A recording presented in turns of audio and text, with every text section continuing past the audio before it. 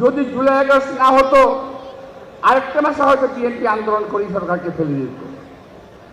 আমি একটি কথা বলতে চাই, অনেকে গ্রহণ করতে পারেন নাও করতে পারেন। সম্ভবত 28শে অক্টোবর সম্ভবত আমাদের একটা মহাসমাবেশ ছিল 23 সালে 28শে অক্টোবর, সম্ভবত আমার ভুল না হলে।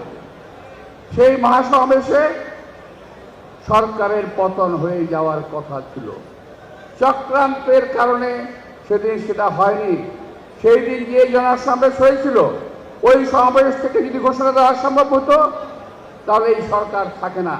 ওই দিন যেভাবে গুলি করেছিল বিএনপির মিছিলের উপরে, মিটিংয়ের উপরে, বিএনপির নেতা কর্মীরা আহত হয়েছিল, এটা ভাষায় প্রকাশ করা যাবে না।